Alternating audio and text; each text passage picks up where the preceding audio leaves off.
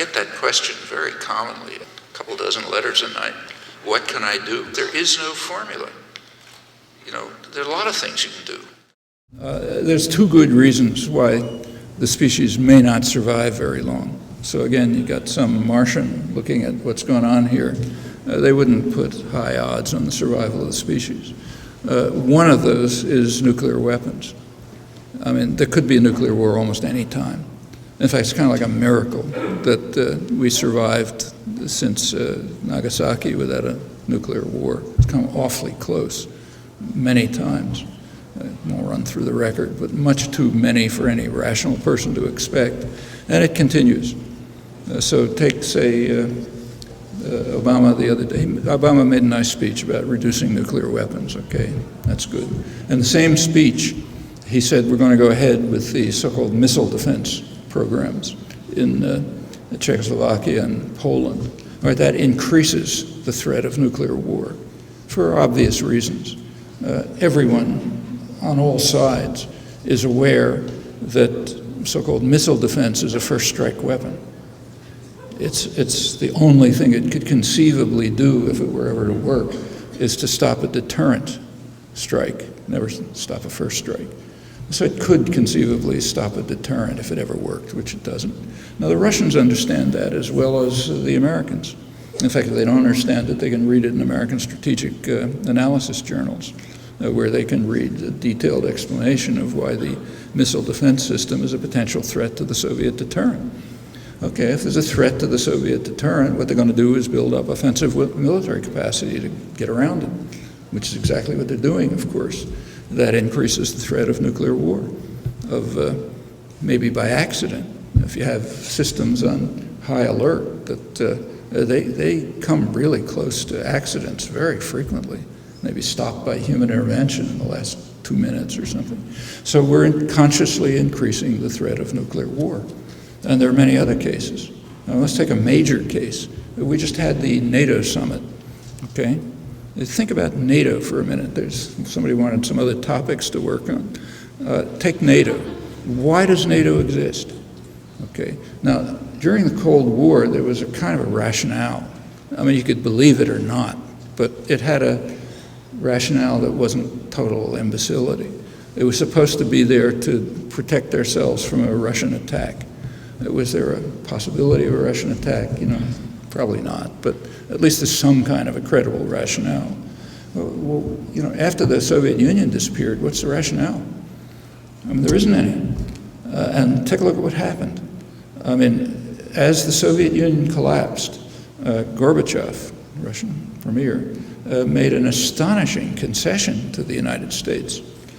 He agreed to allow a unified Germany to be, of course, militarized, and also to join a hostile military alliance, NATO. Now that's astonishing. You just look at the history of the past century. I mean, Germany alone practically destroyed Russia several times in the century. Now he's saying militarized Germany, main power in Europe, can join a hostile military alliance led by the United States. Amazing concession. But he insisted on a quid pro quo and got it. He insisted that the Bush administration, this is Bush 1, agree that, the words they used, that NATO would not expand 1 inch to the east. Okay, that gives Russia kind of a buffer zone. And that was agreed upon. It's a pledge by the United States. Gorbachev also proposed a nuclear weapons-free zone from the Arctic down to the Mediterranean, which would again reduce the threat of accidental conflict or some other kind of conflict. The U.S. never even responded to that, as far as I know, and it never happened. All right, then Clinton came in. One of Clinton's first acts was to violate that pledge and expand NATO to the east. Okay, that,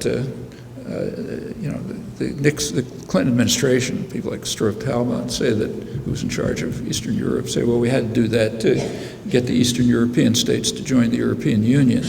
But that's just not true. There's no connection between joining the European Union and being a member of NATO. I mean, there's a lot of states, Austria, Finland, Sweden, are part of the European Union, but they're not part of NATO. So, okay, you want the Eastern European states in the European Union, makes some sense. It's got nothing to do with NATO. Expanding NATO to the east is just a seriously aggressive act, which significantly threatens Russia, so of course they reacted by expanding offensive military capacity. Then Bush came along with his aggressive militarism and it expanded even further. And now it's expanded still further by Obama, by insisting on putting systems in Eastern Europe which can only be understood. It's not even a worst-case analysis. The only rational interpretation of them is as a threat to the Soviet deterrent, which is going to increase tensions. Well, it's not the only example, but there's case after case where actions are being taken which increase the threat of nuclear war, and that's terminal. Nothing much is going to survive a nuclear war. There are many other examples. That's one case, and the other case is environmental destruction, which is creeping along. It's not like imminent and total the way nuclear war is, but it's going to be severe. Nobody knows the exact details, but everybody knows that the longer you wait, the worse it's going to be. And it could be very severe. Again, a lot of uncertainties, but all the uncertainties look bad, and most of them look pretty bad. So that's two good reasons why the species is not unlikely to survive.